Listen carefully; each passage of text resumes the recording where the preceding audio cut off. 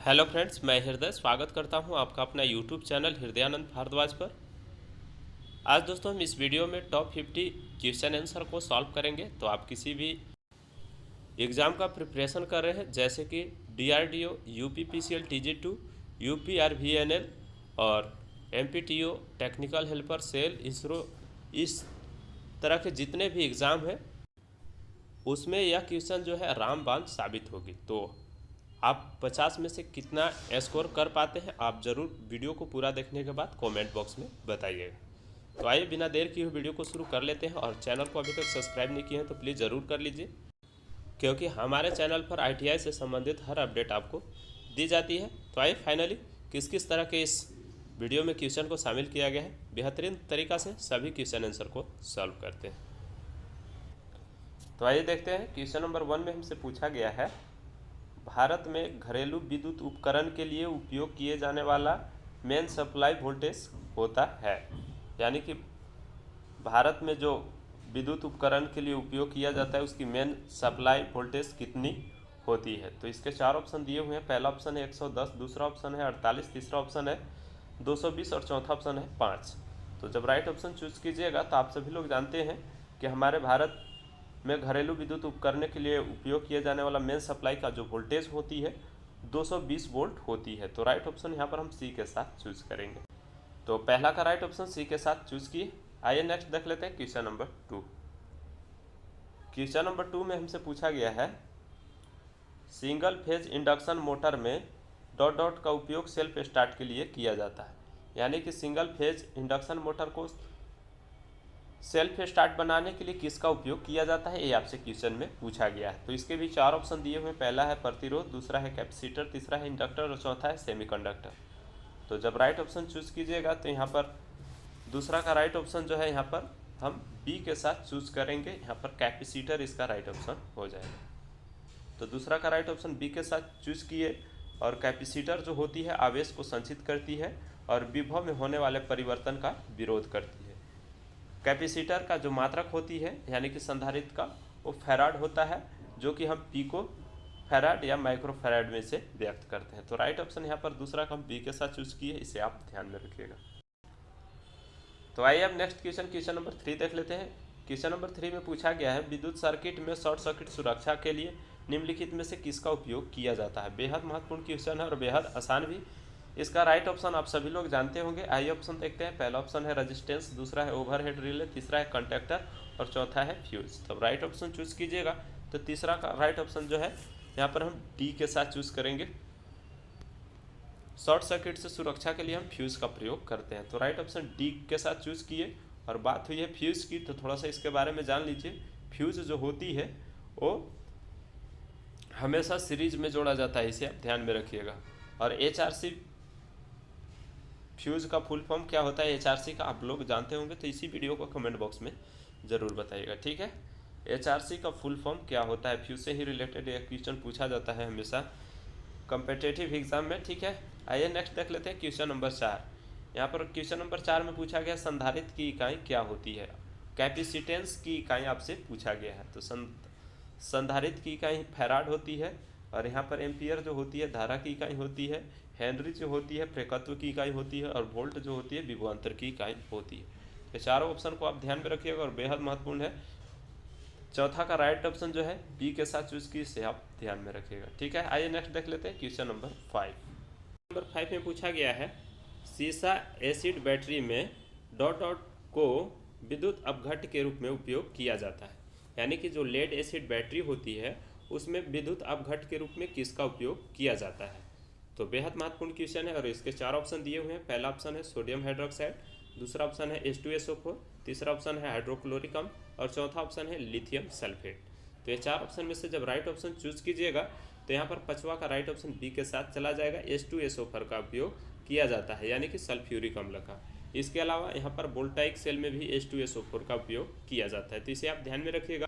अगर आपसे Daniel cell के बारे में पूछा जाता है कि डेनियल सेल में इलेक्ट्रोलाइट का रूप में किसका उपयोग किया जाता है, तो डेनियल सेल में यहाँ पर कॉपर सल्फेट का उपयोग करते हैं। तो आप कंफ्यूज नहीं होइएगा, इस पॉइंट को आप ध्यान में रखिएगा। पांचवा का राइट ऑप्शन बी के साथ चूज किए, ठीक है। आइए नेक्स्ट देख लेते हैं क्वेश्चन नंबर 6। क्वेश्चन नंबर 6 बेहद महत्वपूर्ण है। यहाँ पर पूछा गया है एक सूख सेल का वोल्टेज कितना होता है। तो बेहद महत्वपूर्ण क्वेश्चन है। इसके 4 ऑप्शन दिए हुए हैं। पहला ऑप्शन है 1.5 वोल्ट, दूसरा ऑप्शन है 2.2 वोल्ट, तीसरा ऑप्शन है 2.4 वोल्ट और चौथा ऑप्शन है 3.6 वोल्ट। तो जब राइट ऑप्शन चूज कीजिएगा छठा का, तो राइट ऑप्शन यहाँ पर हम छठा के ए के साथ चूज करेंगे। 1.4 से 1.5 वोल्ट होती है, तो यहाँ पर छठा का ए के साथ हम चूज करेंगे। इसके अलावा कुछ हम महत्वपूर्ण सेल के बारे में आपको स्क्रीन पर दिखा रहे हैं, आप इसे स्क्रीनशॉट ले लीजिएगा और ये सभी महत्वपूर्ण पॉइंट को ध्यान में रखिएगा कि कौन सा इलेक्ट्रोलाइट किस सेल में उपयोग किया जाता है, उसका EMF वैल्यू कितना वोल्ट होता है, ये पॉइंट को आप ध्यान में रखिएगा। और एनोड के रूप में, कैथोड के रूप में किसका किसका उपयोग किया जाता है किस सेल में, ये सारे डिटेल्स चार्ट दी हुई है, आप इसे स्क्रीनशॉट ले लीजिए।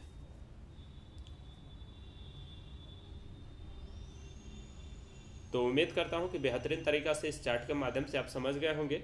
आइए अब नेक्स्ट देख लेते हैं क्वेश्चन नंबर 7। क्वेश्चन नंबर 7 बेहद आसान है। यहाँ पर पूछा गया है समानांतर में जुड़े 3 ओम के 3 प्रतिरोध का समतुल्य प्रतिरोध क्या होगा। बेहद आसान क्वेश्चन है। 3 ओम का 3 प्रतिरोध है, 3 ओम का 3 प्रतिरोध है, तो समतुल्य प्रतिरोध क्या होगा जब समानांतर क्रम में जुड़ा हुआ है। तो हम जानते हैं कि समानांतर क्रम में जोड़ने पर फॉर्मूला जो होता है 1/RT बराबर 1/R1 प्लस 1/R2। इस तरह से जितना भी प्रतिरोध है उसको हम जोड़ देंगे। तो यहाँ पर 3 दिया हुआ है, तो इस फार्मूला के माध्यम से R3 तक यहाँ पर लिखेंगे।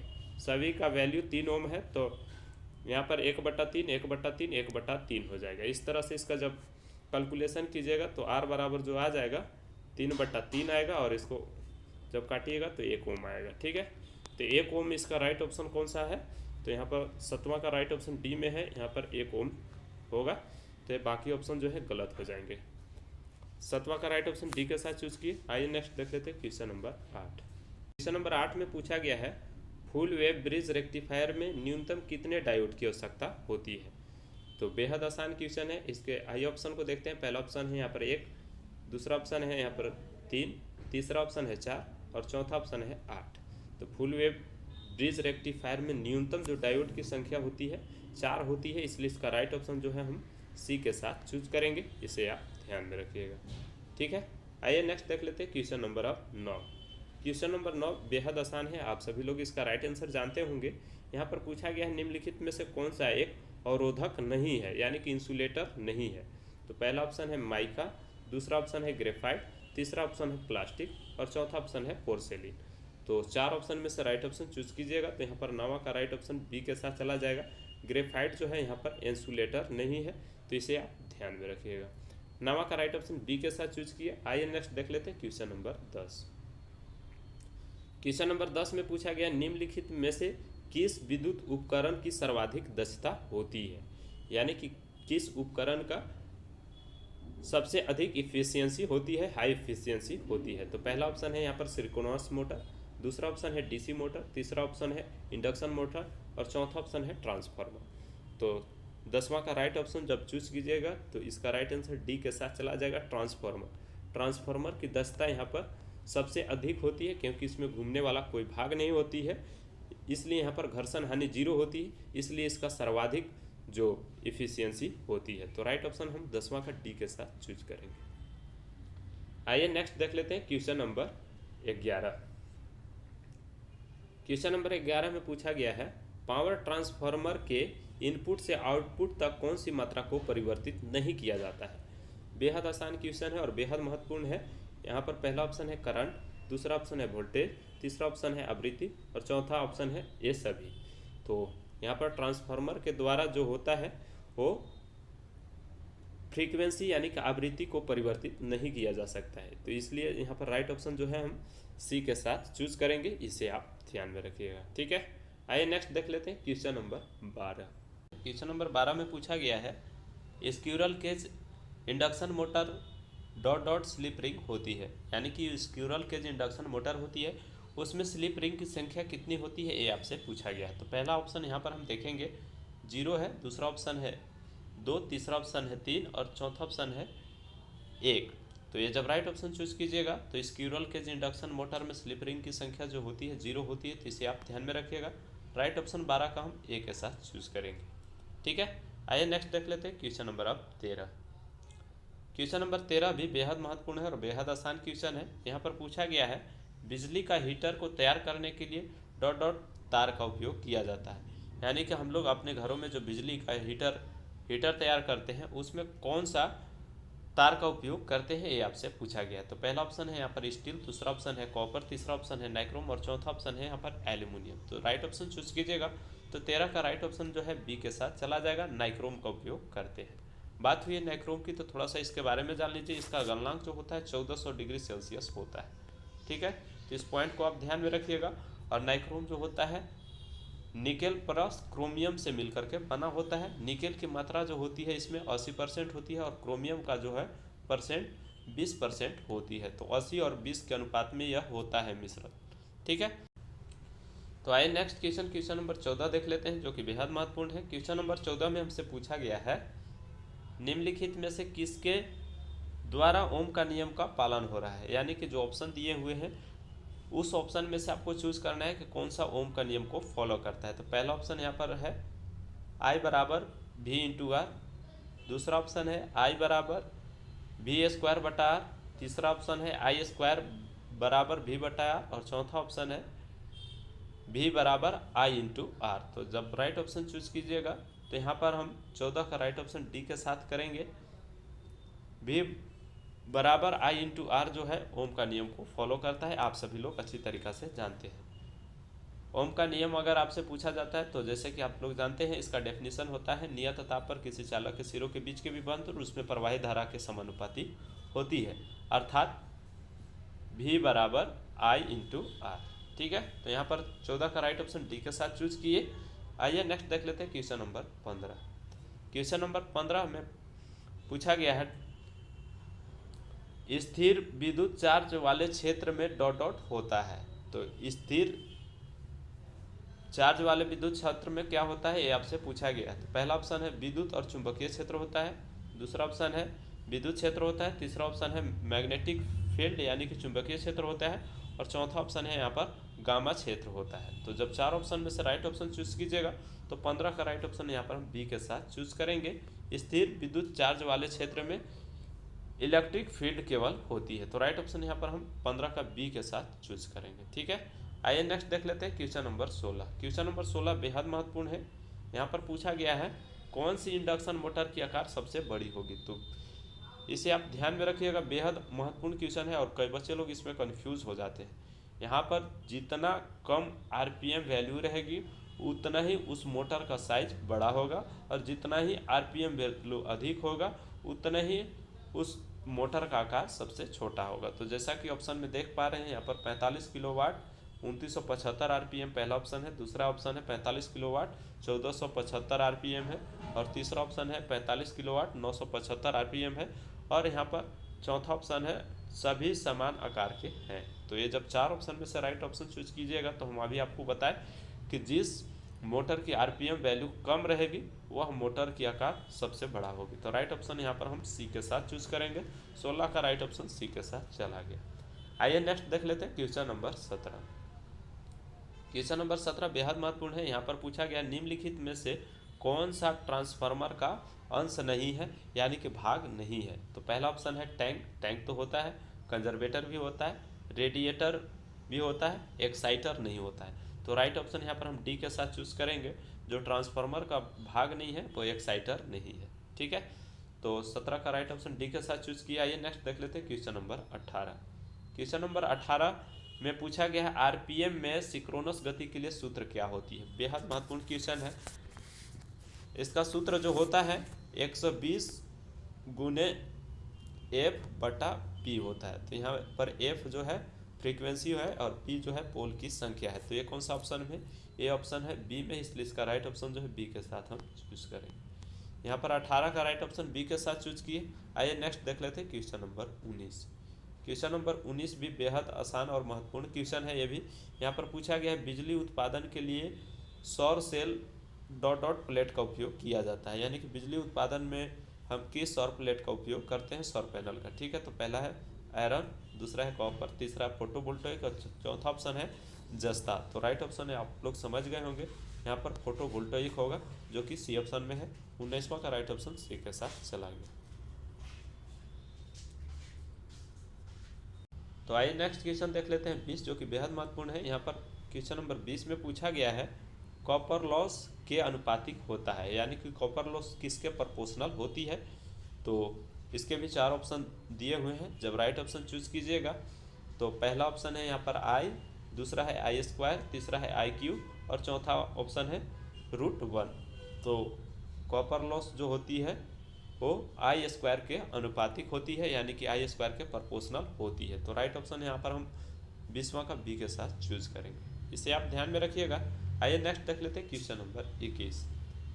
क्वेश्चन नंबर 21 बेहद आसान है। यहाँ पर पूछा गया है कि बैटरी की क्षमता किस में व्यक्त किया जाता है।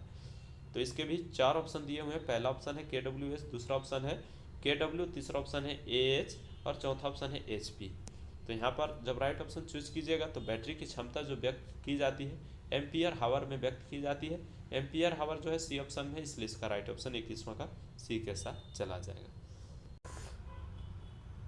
तो आइए नेक्स्ट क्वेश्चन नंबर 22 देख लेते हैं, जो कि बेहद महत्वपूर्ण है। यहाँ पर 22 में पूछा गया है एक स्विच को हमेशा डॉट डॉट के श्रृंखला में जोड़ा जाता है, यानी कि स्विच को हम किस तार के साथ जोड़ते हैं। तो पहला ऑप्शन है न्यूट्रल, दूसरा ऑप्शन है फेज वायर, तीसरा ऑप्शन है ग्राउंड वायर और चौथा ऑप्शन है कहीं भी जोड़ देते हैं। तो जब राइट ऑप्शन चूज कीजिएगा तो यहाँ पर 22 का राइट ऑप्शन जो है बी के साथ चला जाएगा। स्विच को हम फेज वायर के साथ जोड़ते हैं, इसलिए इसको ऐसा जोड़ा जाता है क्योंकि जब हम स्विच को ऑफ करेंगे तो करंट की लगने की संभावना वहाँ जो होती है कम से कम हो जाती है, यानी कि वहाँ पर फेज तार को हम ऑफ कर देंगे तो आगे की सप्लाई रुक जाएगी। तो राइट ऑप्शन बी के साथ चला जाएगा। 22 का राइट ऑप्शन बी के साथ हम चूज किए। आइए नेक्स्ट देख लेते हैं क्वेश्चन नंबर 23। क्वेश्चन नंबर 23 में पूछा गया है जहां यांत्रिक और अग्नि सुरक्षा की आवश्यकता होती है वहां पर किस प्रकार की वायरिंग की जाती है। तो पहला ऑप्शन है यहाँ पर केसिंग कैपिंग, दूसरा ऑप्शन है बैटन और तीसरा है PVC और चौथा है कंड्यूट। तो जहाँ पर हमें अग्नि सुरक्षा और मैकेनिकल सुरक्षा की ज़रूरत होती है वहाँ पर हम कंड्यूट वायरिंग का उपयोग करते हैं, इसलिए इसका राइट ऑप्शन डी के साथ किए चला जाएगा।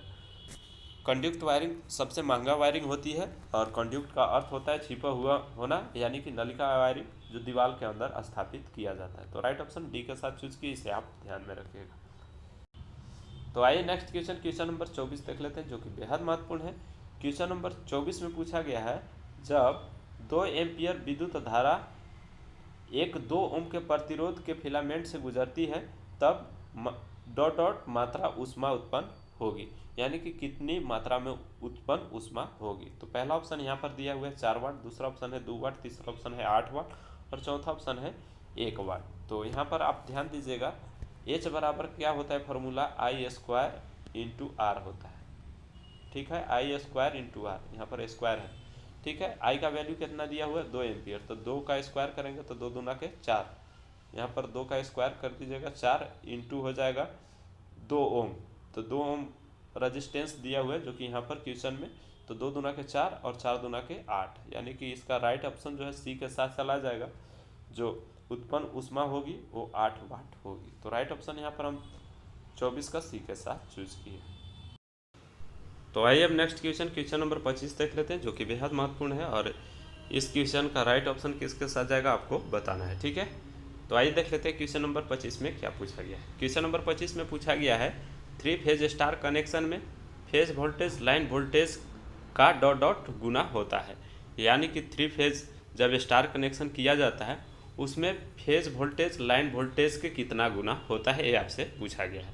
तो पहला ऑप्शन है यहाँ पर 0.577, दूसरा ऑप्शन है यहाँ पर 0.707, तीसरा ऑप्शन है यहाँ पर 1.000 और चौथा ऑप्शन है 0.447। तो ये 4 ऑप्शन है और इसका राइट ऑप्शन किसके साथ जाएगा इसी वीडियो के कमेंट बॉक्स में बताइएगा। अगर राइट ऑप्शन आपका आता है तो मैं ज़रूर आपको रिप्लाई कर दूंगा। ठीक है, तो 25 का राइट ऑप्शन किसके साथ जाएगा ज़रूर बताइएगा। तो आइए अब नेक्स्ट क्वेश्चन नंबर 26 देख लेते हैं, जो कि बेहद महत्वपूर्ण है और बेहद आसान भी है। ठीक है, यहाँ पर पूछा गया है विद्युत वायरिंग में डॉट डॉट डॉट रंग का तार का ग्राउंडिंग के लिए उपयोग किया जाता है, यानी कि जब विद्युत वायरिंग किया जाता है उस समय हम ग्राउंडिंग के लिए किस कलर के तार का उपयोग करते हैं, उसका कलर पूछा गया। ठीक है, तो यहाँ पर 4 ऑप्शन दिया हुआ है। पहला ऑप्शन है रेड, दूसरा ऑप्शन है पीला, तीसरा ऑप्शन है नीला और चौथा ऑप्शन है हरा। तो राइट ऑप्शन आप लोग समझ गए होंगे, 26 का राइट ऑप्शन डी के साथ चला जाएगा। यहाँ पर हरा होगा। अगर हरा ऑप्शन नहीं रहता, अगर पीला हरा भी रहता तो वहाँ पर हम चूज़ कर सकते हैं। ठीक है, तो यहाँ पर हरा ऑप्शन है इसलिए इसका राइट ऑप्शन डी के साथ जाएगा। अगर पीला हरा ऑप्शन रहता है और वहाँ पर हरा नहीं होता है तो वहाँ पर ए चूज आप कर सकते हैं। तो 26 का राइट ऑप्शन डी के साथ चूज़ किए। आइए नेक्स्ट देख लेते हैं 27। क्वेश्चन नंबर 27 में पूछा गया है शुद्ध प्रतिरोध सर्किट का पावर फैक्टर डॉट डॉट होता है, यानी कि आपसे पूछा गया शुद्ध प्रतिरोध सर्किट का पावर फैक्टर कितना होता है। तो इसके भी 4 ऑप्शन दिए हुए हैं। पहला ऑप्शन है 0, दूसरा ऑप्शन है 1 और तीसरा ऑप्शन है 0.7 और चौथा ऑप्शन है 0.85। तो ये 4 ऑप्शन में से राइट ऑप्शन जब चूज़ कीजिएगा तो 27 का राइट ऑप्शन यहाँ पर हम बी के साथ चूज़ करेंगे। शुद्ध प्रतिरोध का सर्किट का पावर फैक्टर 1 होता है। ठीक है, तो यहाँ पर 27 का राइट ऑप्शन बी के साथ चला गया। तो आइए नेक्स्ट क्वेश्चन नंबर 28 देख लेते हैं, जो कि बेहद महत्वपूर्ण है। यहाँ पर पूछा गया है एक पूरी तरह से चार्ज किए गए सीसा एसिड सेल में इलेक्ट्रोलाइट विशिष्ट गुरुत्व लगभग डॉट डॉट होता है, यानी कि लेड एसिड सेल होती है उसका विशिष्ट गुरुत्व कितना होता है आपसे पूछा गया है। तो पहला ऑप्शन 1.10, दूसरा ऑप्शन 1.05, तीसरा ऑप्शन 1.20 और चौथा ऑप्शन है 2.10। तो राइट ऑप्शन इसका डी के साथ चला जाएगा। इसे आप ध्यान में रखिएगा। ये 2.2 भी कहीं कहीं रहता है ऑप्शन में, तो ध्यान में रखिएगा। अगर 2.2 रहता है तो बिना लोड के कारण होता है, और अगर लोड सहित अगर पूछा जाता है तो 2.10 होता है। ठीक है, तो इसे आप ध्यान में रखिएगा। 28 का राइट ऑप्शन डी के साथ चला गया। आइए नेक्स्ट देख लेते हैं क्वेश्चन नंबर 29। तो आइए नेक्स्ट क्वेश्चन अब 29 देख लेते हैं, जो कि बेहद महत्वपूर्ण है।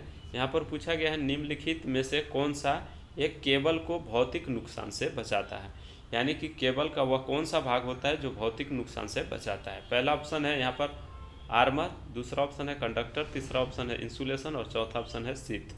तो ये 4 ऑप्शन में से राइट ऑप्शन चूज कीजिएगा।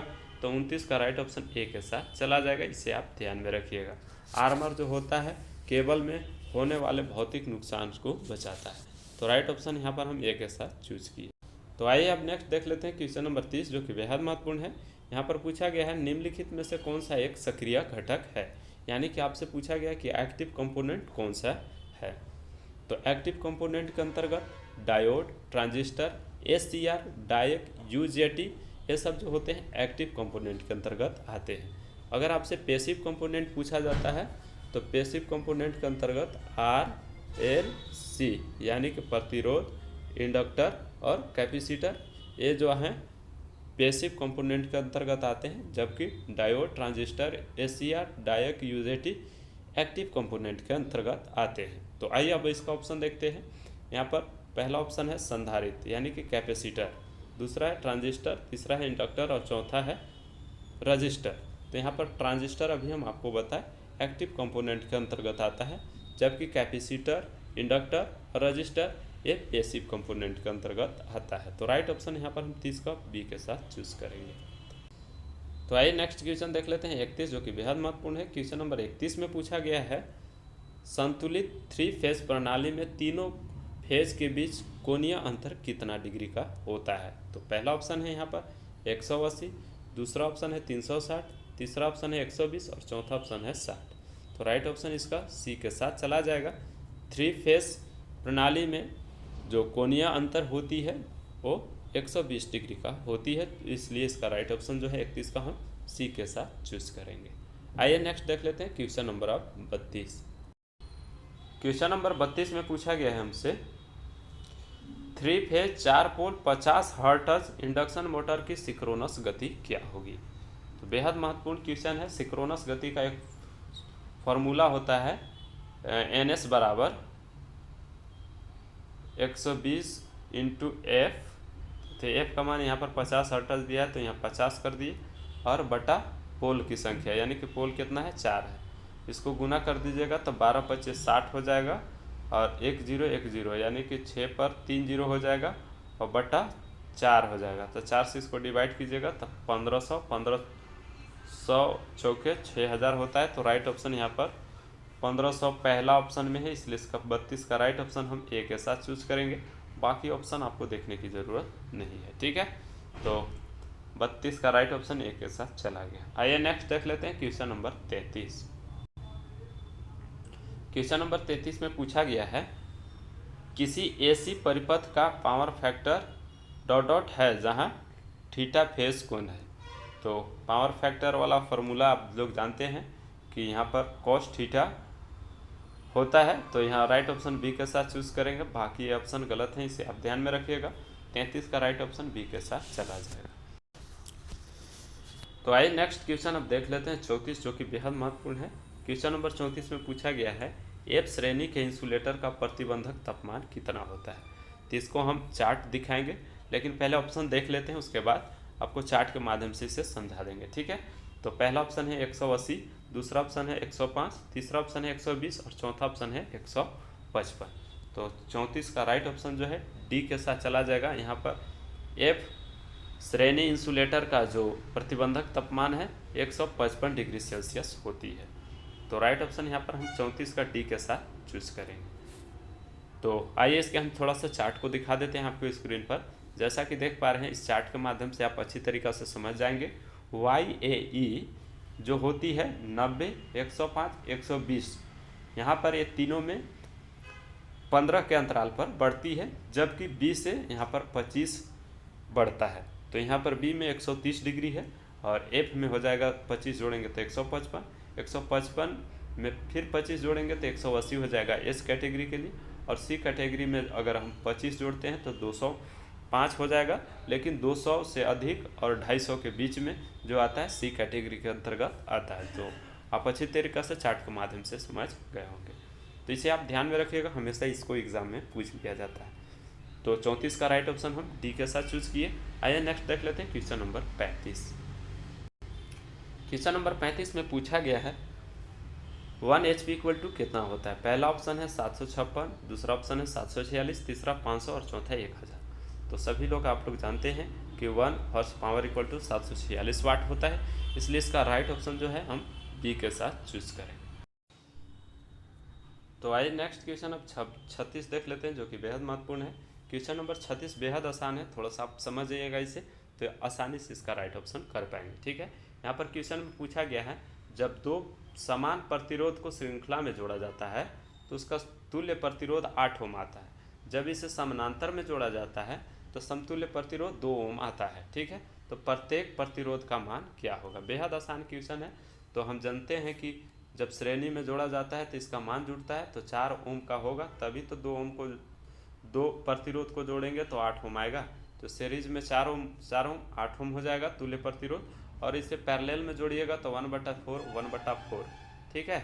और इसका जब कैलकुलेशन कीजिएगा तो ये हो जाएगा 2/4, और इसे 1/2 भी लिख सकते हैं। जब यह रिवर्स में जाएगा उल्टा में तो श्रेणी में 8 आया और पैरेलल में इसका 2 ओम आएगा। तो प्रत्येक प्रतिरोध का मान कितना हो जाएगा, तो प्रत्येक प्रतिरोध का जो मान हो जाएगा 4 ओम हो जाएगा। तो राइट ऑप्शन डी के साथ चला जाएगा। बेहद आसान क्वेश्चन है, यहाँ पर आप अच्छी तरीक़ा से इसे समझ गए होंगे, ठीक है। तो आइए नेक्स्ट क्वेश्चन अब देख लेते हैं 37, जो कि बेहद महत्वपूर्ण है। क्वेश्चन नंबर 37 में पूछा गया है EHV प्रणाली का उपयोग आमतौर पर बिजली के डॉट डॉट के लिए किया जाता है, यानी कि एक्स्ट्रा हाई वोल्टेज प्रणाली का उपयोग हम किस बिजली के तौर पर करते हैं। तो पहला यहाँ पर ऑप्शन है जनरेशन, दूसरा ऑप्शन है यूटिलाइजेशन यानी उपयोग, तीसरा है ट्रांसमिशन और चौथा है डिस्ट्रीब्यूशन। तो ये जब 4 ऑप्शन में से राइट ऑप्शन चूज कीजिएगा तो यहाँ पर 37 का राइट ऑप्शन सी के साथ चला जाएगा। ट्रांसमिशन के लिए उपयोग किया जाता है। तो करेक्ट आंसर यहाँ पर हम सी के साथ चूज किए। आइए नेक्स्ट देख लेते हैं क्वेश्चन नंबर 38। क्वेश्चन नंबर 38 भी बेहद महत्वपूर्ण है। यहाँ पर पूछा गया है सीसा एसिड सेल का धनात्मक प्लेट किससे बनी होती है। लेड एसिड सेल का धनात्मक प्लेट किससे बनी होती है। तो पहला ऑप्शन है कार्बन, दूसरा ऑप्शन है सीसा, तीसरा ऑप्शन है कॉपर और चौथा ऑप्शन है लेड डाइऑक्साइड, ठीक है। तो ये 4 ऑप्शन में से जब राइट ऑप्शन चूज कीजिएगा तो धनात्मक प्लेट जो होता है शीशा का वो यहाँ पर लेड पर ऑक्साइड से बना होता है। तो लेड पर ऑक्साइड यहाँ पर कौन सा ऑप्शन में, तो जैसा कि देख पा रहे हैं आप लेड पर ऑक्साइड राइट ऑप्शन डी में है, इसलिए इसका राइट ऑप्शन डी के साथ चला जाएगा। अगर आपसे ऋणात्मक प्लेट पूछा जाता तो स्पंजी लेड का बना होता है, लेकिन आपसे धनात्मक प्लेट पूछा गया है इसलिए यहाँ पर लेड पर ऑक्साइड के साथ जाएगा, यानी कि PbO2। ठीक है, तो इसे आप ध्यान में रखिएगा। 38 का राइट ऑप्शन डी के साथ चला गया। आइए नेक्स्ट देख लेते हैं क्वेश्चन नंबर 39। क्वेश्चन नंबर 39 भी बेहद महत्वपूर्ण है। यहाँ पर पूछा गया है साइन तरंग के लिए वर्ग माध्य मूल मान बराबर फॉर्मूला क्या होता है, RMS बराबर। ठीक है, तो RMS बराबर फॉर्मूला होता है 0.707 इंटू अधिकतम वैल्यू मैक्सिमम वैल्यू। ठीक है, तो राइट ऑप्शन यहाँ पर हम ए के साथ चूज करेंगे, बाकी ऑप्शन आपको देखने की ज़रूरत नहीं है। ठीक है, आइए नेक्स्ट देख लेते हैं क्वेश्चन नंबर 40। क्वेश्चन नंबर 40 में पूछा गया है फ्लोरोसेंट लैंप की ट्यूब डॉट डॉट से भरी होती है, यानी कि फ्लोरोसेंट लैंप ट्यूब में कौन सा गैस भरा होता है ये आपसे पूछा गया। तो इसके भी 4 ऑप्शन दिए हुए हैं। पहला है ऑप्शन ऑक्सीजन एंड आर्गन, दूसरा है Fe एंड N2, और तीसरा है N2 एंड Ar, और चौथा है Hg एंड Ar, यानी कि पारा एंड आर्गन। तो ये 4 ऑप्शन में से जब राइट ऑप्शन चूज कीजिएगा तो 45 का राइट ऑप्शन जो है डी के साथ चला जाएगा। फ्लोरोसेंट लैंप ट्यूब में आर्गन और पारा गैस भरी होती है, तो राइट ऑप्शन यहाँ पर हम डी के साथ चूज किए। आइए नेक्स्ट देख लेते हैं क्वेश्चन नंबर 41, जो कि बेहद महत्वपूर्ण है। क्वेश्चन नंबर 41 में पूछा गया है आमतौर पर अमीटर में प्रयुक्त शंट प्रतिरोध का मान कितना होता है।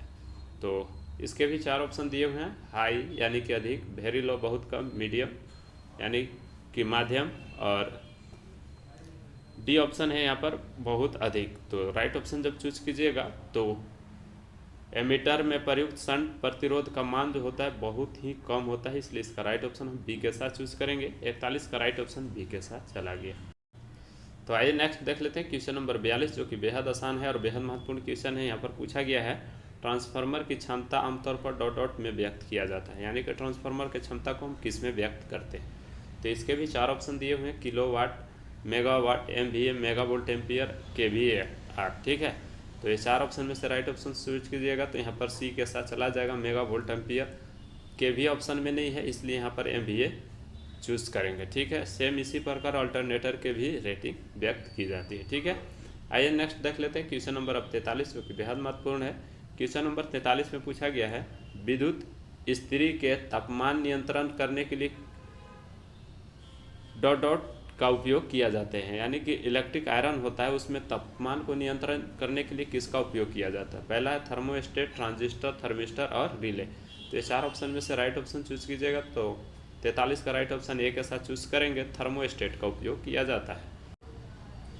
तो आइए अब नेक्स्ट क्वेश्चन नंबर 44 देख लेते हैं, जो कि बेहद महत्वपूर्ण है। यहाँ पर पूछा गया है व्यावसायिक ट्रांसमिशन लाइन में डॉट डॉट के कंडक्टर का इस्तेमाल किया जाता है, यानी कि आपसे पूछा गया है कि कमर्शियल ट्रांसमिशन लाइन में किस कंडक्टर का यूज़ किया जाता है। तो पहला ऑप्शन यहाँ पर कॉपर, दूसरा है एल्युमिनियम, तीसरा है सिल्वर और चौथा है लोहा। ठीक है, तो ये तो चांदी बहुत महंगा हो जाएगा, लोहा भी नहीं उपयोग किया जाता है, तो ये 2 में से राइट ऑप्शन जब चूज कीजिएगा तो 44 का राइट ऑप्शन बी के साथ चला जाएगा। यहाँ पर एल्युमिनियम का प्रयोग किया जाता है इसलिए राइट ऑप्शन बी के साथ चूज करेंगे। ठीक है, आइए अब नेक्स्ट देख लेते हैं क्वेश्चन नंबर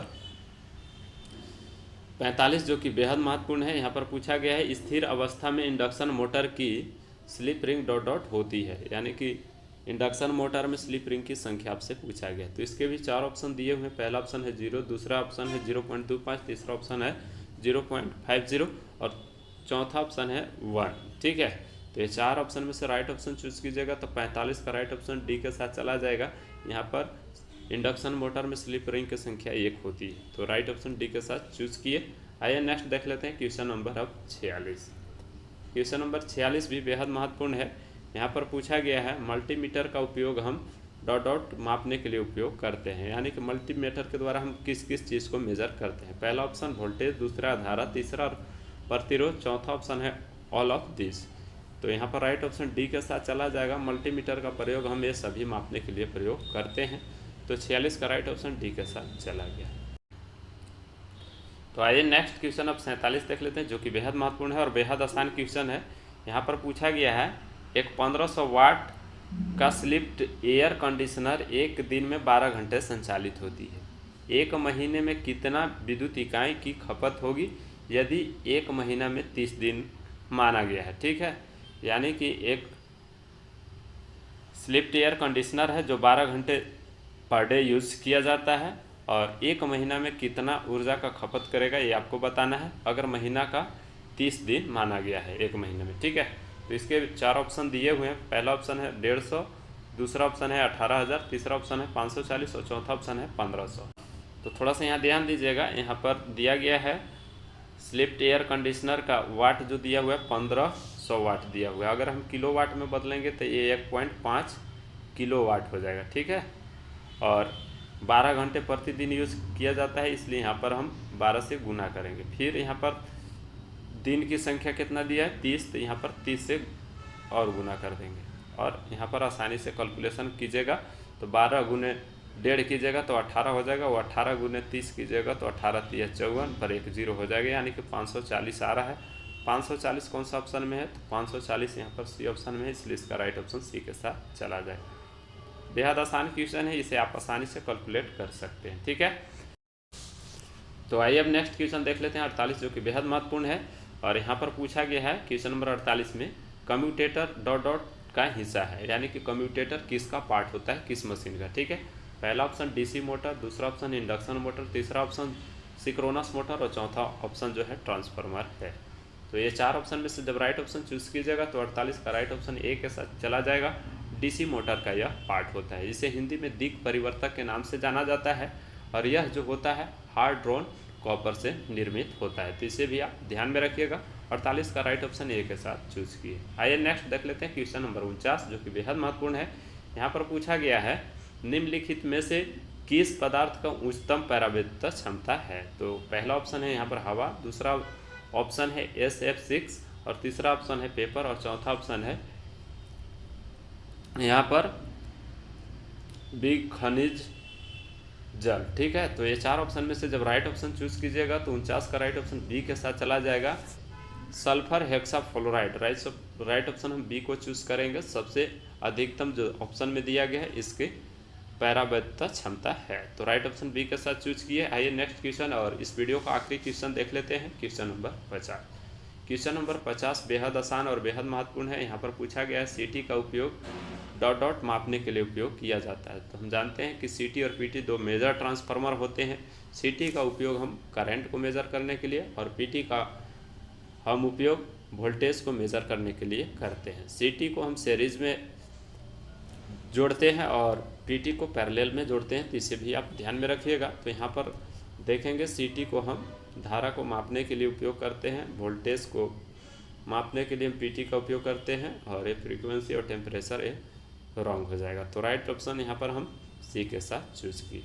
तो ये छोटा सा वीडियो था जो आप लोगों को देना बहुत ज़रूरी था। ये सभी प्रकार के आपको टेक्निकल एग्जाम में बेहद इंपॉर्टेंट क्वेश्चन आंसर है। वीडियो अगर अच्छा लगा हो तो ज़रूर वीडियो को लाइक कर दीजिएगा और इस वीडियो को अपने दोस्त के साथ भी शेयर कर दीजिएगा। कोई डाउट होता है तो कमेंट बॉक्स में ज़रूर लिखिए, मैं आपका रिप्लाई करने का प्रयास करूँगा। तो मिलते हैं फिर नेक्स्ट वीडियो में नई जानकारी के साथ, तब तक के लिए अपना ख्याल रखिए।